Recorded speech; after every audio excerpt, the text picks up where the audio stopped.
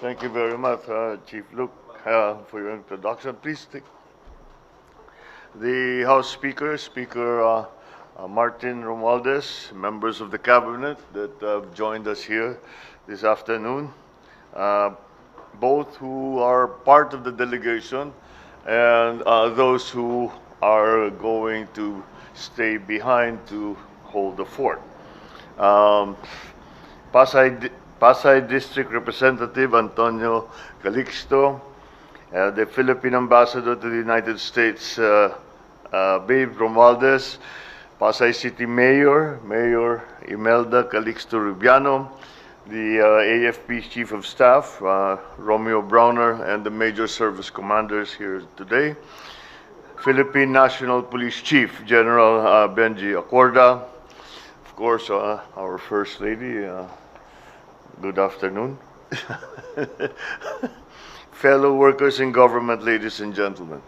I am leaving today to go to Indonesia to attend the 43rd ASEAN Summit and related summits at the invitation of the chair of ASEAN this year, President Joko Widodo of Indonesia. Once again, I will use this opportunity to advance Philippine priorities in ASEAN and work with our other ASEAN member states, not only in addressing the complex challenges facing the region, but also in pursuing opportunities for ASEAN as an epicentrum of growth.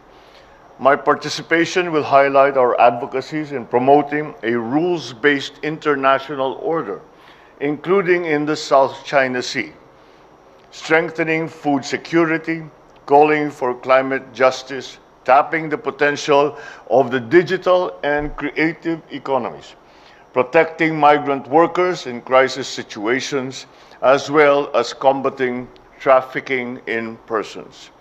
The second ASEAN Summit for this year provides a strategic opportunity for ASEAN to deepen its robust partnerships with Australia, Canada, India, China, Japan, Korea, the United States, and the United Nations.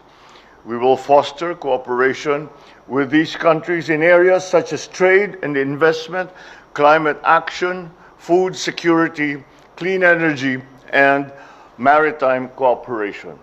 I will also participate in the ASEAN Plus 3 and East Asia summits, during which we will discuss developments in the South China Sea, the situation in Myanmar, and the conflict in Ukraine, as well as on other major power rivalries. I will also take the opportunity to meet the bilateral partners at the sidelines of the ASEAN Summit to advance cooperation that will benefit our national priorities. As a founding member, ASEAN has always been closely intertwined with Philippine foreign policy.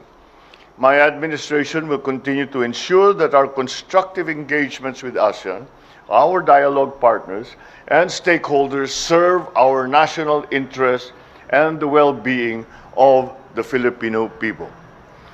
Haba po kami ay nasa Jakarta, ay walang tigil po ang aming pagtutok sa sitwasyon na ngayon na ating hinaharap tungkol sa bigas. Isasamantalahin ko na po itong pagkakataon na ito upang magpaliwanag kung ano ba ang mga nangyayari sa sektor ng bigas at kung ano ang ginagawa ng inyong pamahalaan. Tayo po ay sa lahat ng pag-aaral ng Department of Agriculture at lahat ng ibang ahensya ng pamahalaan. Hindi namin makita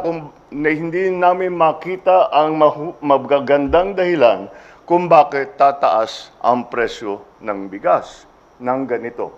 Lumalampas na 50 pesos ang bawat isang kilo. Ngayon, sa pag-aaral namin, ang dahilan lamang dito ay talagang nandyan ang mga smuggler at saka ang mga hoarder. Ako po, sa aking pag-iisip, ang aking pag-approach pagka dumating sa ekonomiya, ay nais kong sa hanggat maaari ayaw kong pakialaman ang merkado. At pabayaan natin, let the market do its work. Ngunit ay pinapakialaman na ang merkado natin. Kaya't kailangan pumasok ang pamahalaan at ito nga ang aming ginawa ay tayo ay naglagay ng price ceiling para sa presyo ng bigas. At pangalawa, kailangan ko po, kaya patuloy po ang ating magiging kampanya sa paghuhuli ng mga smuggler, sa paghuhuli sa mga hoarder. Tuloy-tuloy yan. Ngunit sa ngayon, kailangan na masyado ng matagal, hindi bumabawi ang merkado, nahirapan na ang tao. Kaya napilitan ang gobyerno na pumasok at magsabi na maglagay tayo ng price control para naman naghihirap na ang tao, dapat naman huwag na natin dagdagan ng kanilang kahirapan. Pangalawa po, kailangan ko may paliwanag, ito po ay pangsamantala lamang. Hindi ito tatagal. Pagdating, tayo'y umaani na ng palay. Umaani na tayo ng palay dito sa Pilipinas. Tapos na ang season. At kaya't pagdating ng panahon, papasok pa, meron tayong mga in-import na bigas. Sabay-sabay na papasok yan. At makikita, basta't ilalagay namin, dadali natin sa palengke, pabayaan uli natin ang presyo ng bigas na maghanap ng sarili niyang presyo. Ngunit, dahil talagang malaki ang supply, magandang supply, makikita natin na makokontrol ng market yung presyo ng bigas. Pangatlo, naunawaan namin kaagad, mula sa simula ng usapan tungkol sa price control sa bigas, naunawaan na namin at nakita kaagad na merong mga retailer na may ipit. Dahil sila ay bumili ng mahal na bigas, ngayon ay mapipilitan sila maipagbili yung mahal na bigas sa murang halaga. Kaya alam namin yun. Kaya gumawa kami, meron tayong plano. Sa kasalukuyan, ang ating DTI, ang ating Department of Agriculture, ay gumagawa ng listahan ng ating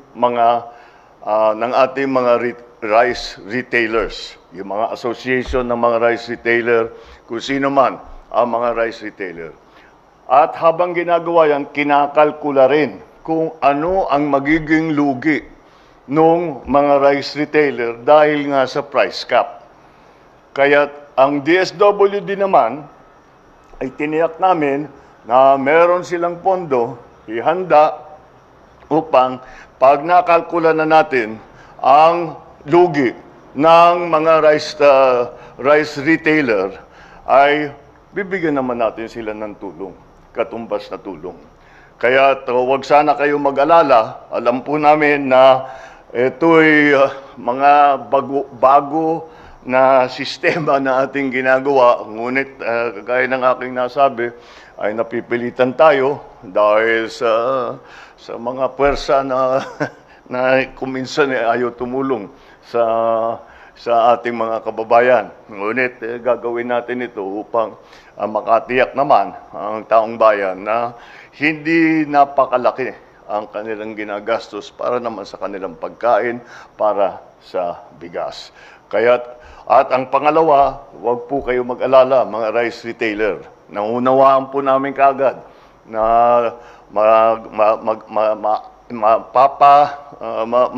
maaabala kayo dahil iisipin nga ninyo na may malulugit. Nandyan ang gobyerno ninyo upang magbigay ng tulong para sa inyo lahat, para naman bawi ang lugi ninyo na nangyari dahil sa price cap. Kaya't sana naman ito ay magiging, kagaya ng sabi ko, this is a temporary measure. The rice supply will be coming in the second week of September. Nandyan na yung ani ng Pilipinas, nandyan na yung importation natin.